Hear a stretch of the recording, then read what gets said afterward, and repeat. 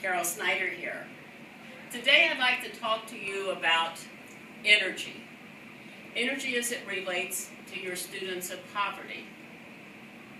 You know, being a classroom teacher, being an educator takes a lot of energy. And I would like to propose to you that perhaps it takes even more energy to be a great teacher of your students of poverty. Why might that be? You know, our students of poverty come to us with many needs. I like to use the acronym EACH, E-A-C-H, to help me remember some of their very specific needs and characteristics. The E would be their emotional situation, their emotional problems.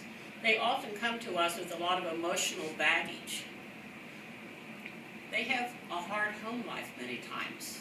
They don't get the support they might need, so we get emotional baggage walking into our doors. The A would be acute and chronic stress. Living in poverty is chronic stress.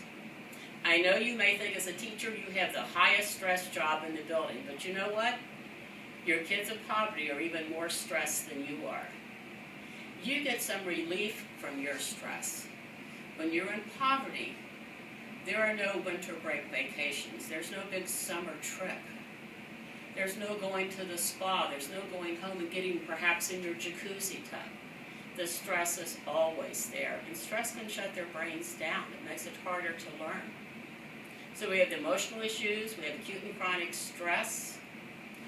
The C would be cognitive lags. Kindergarten teachers are very aware of this. A 5-year-old can walk into their room that's been reared in poverty, and as compared to a child reared by professional parents, there's what is known as the 30 million word gap. The children in poverty have heard 30 million less words than those reared in a professional family. This has a big impact on their learning. They're starting out behind. Teachers work very hard to catch them up, but sometimes they don't catch up without specific interventions. So you have your cognitive lags. And the H would be health and safety issues. Our parents in poverty oftentimes still use the ER as the family doctor. They don't always take their child to the dentist. Do you think that they put helmets on them every time they hop on a bicycle or that tricycle? Probably not. So many times they have health and safety issues which parents let go until it's perhaps way too late. So you as the classroom teacher, this takes a lot of your energy to work with students like this, to work with your students of poverty. Yes, they have many positive characteristics, but they're taking a lot of your energy. One of my favorite quotes is, "You can only give what you've got." If I were subbing and they put me into an AP calculus class, those kids wouldn't get much because I don't have much AP calculus in me. I don't have much of that to give. So as a teacher, you have to make sure that you have a lot of energy to give to your students. So a little bag of tricks for today, some things. These are not new. You may be already practicing them, but let's just look at some things you can do as a classroom teacher to keep your personal energy high. Let me invite you to consider daily exercise, or at least 5 times a week. Find something you like to do, make it a habit. I can do this as long as I'm not traveling. For me, once I get out of my routine and I start traveling, that's a challenge, so I have to work at that one. But when I exercise, my energy level stays much higher. Always have your water bottle close by. Drinking water is very, very important. I think it's good modeling in the classroom. I've always had a problem with teachers that will have a coffee cup or a can of cola on their desk when the kids can't have it.